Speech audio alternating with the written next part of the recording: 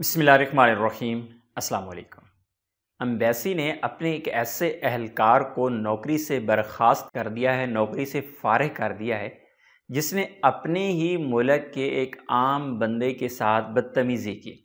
उसकी शिकायत की गई और फिर उस बंदे को नौकरी से फ़ारिग कर दिया गया। आप में से बहुत सारे लोग इस वक्त खुशफहमी के एक समंदर में डूब चुके होंगे कि ये पाकिस्तान की एम्बेसी में हुआ है, लेकिन ऐसा नहीं है। ये उस मुल्क की एम्बेसी में हुआ है जो हमसे बहुत बाद में जाके बना, जिसे हम आज भी समझते हैं कि हम बड़े हैं और वो छोटे हैं, जिसे हम आज भी समझते हैं कि हमारे पास तो बहुत कुछ है दिखाने के लिए, वो बेचारे कुछ नहीं हैं। और मैं बात यहाँ पे कर रहा हूँ बांग्लादेश की।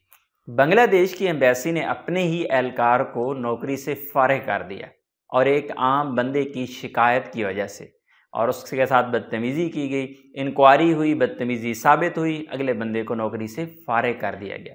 लेकिन हमारे यहाँ ऐसा नहीं होता, क्योंकि हमारे यहाँ तो सच बोलना और हक मांगना भी एक जुर्म है, जिसकी कई मिसालें आपको पाकिस्तान में देखने को मिल चुकी होंगी। और इस तरह की तारीख़ में शायद एम्बेसी में आपको कोई ऐसा वाक़या देखने को ना मिला हो।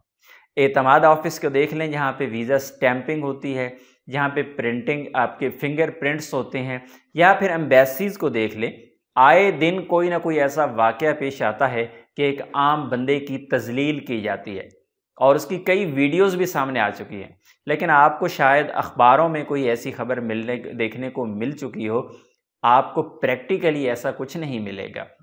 मैंने पिछले दिनों एक वीडियो आपके साथ शेयर की थी, 2-4 दिन पहले, फिर उस वीडियो को मैंने हटा दिया वहाँ से, क्योंकि आपको मैं पहले भी ये बता चुका हूँ कि सच बोलना और हक मांगना जब जुर्म बन जाता है तो फिर इस तरह के काम करना पड़ते हैं।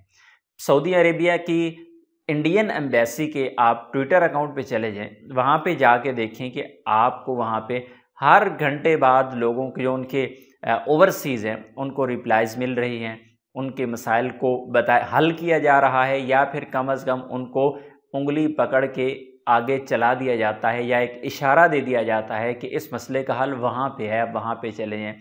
वहाँ पे अपने फ़ोन नंबर्स दिए जाते हैं, वहाँ पे ईमेल आईडी दी जाती है, वहाँ पे ये बताया जाता है कि आपका केस जो है उसका स्टेटस यहाँ तक पहुँचा है, बाकी इतना रह गया है।